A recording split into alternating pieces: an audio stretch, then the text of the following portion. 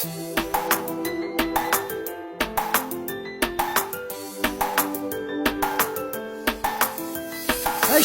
gələn ocaqlar zülmdə işgəncədə, bu düz deyil səncədə, bu düz deyil məncədə.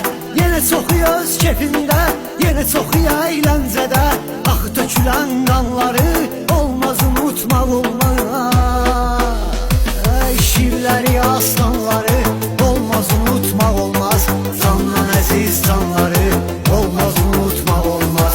Anamız Azərbaycanın dağ çəkilib köksünə, dağ kimi oğlanları olmaz unutmaq olmaz.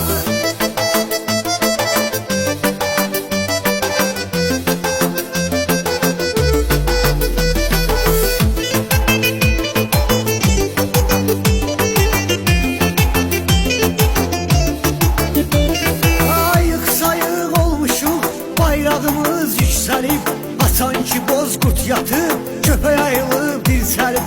Nə iş gəlib başımıza, unutmuşuq deyə gəlib, vacib olan anları olmaz unutmaq olmaz. Şirləri, aslanları olmaz unutmaq olmaz.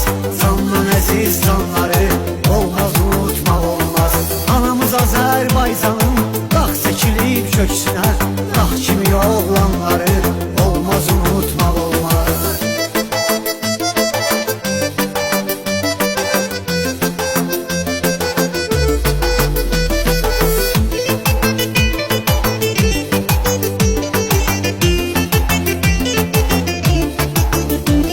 Öz şərəfli tarixin Azərbaycan yazıb, yurda azadlıq sözün hər tökülən qan yazıb.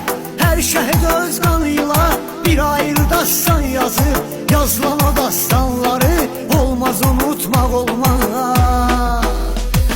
Şirləri, aslanları olmaz unutmaq olmaz. Candan əziz canları olmaz unutmaq olmaz. Anamız Azərbaycanın dağ çəkilib köksünə, dağ kimi oğlanları olmaz unutmaq olmaz.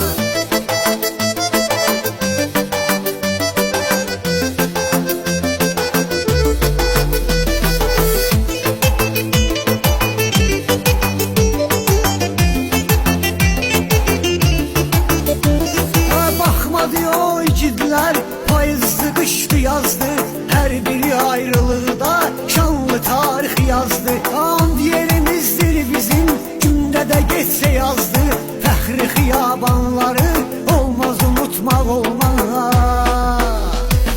Şirləri, aslanları olmaz unutmaq olmaz.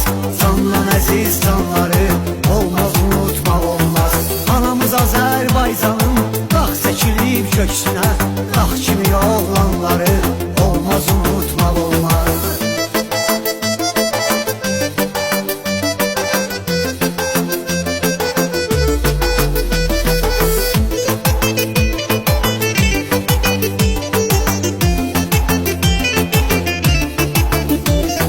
Qalan rəsimlərdəki nur tökülən üzləri, yar itirən yarları, yarım qalan sözləri, ata çağıran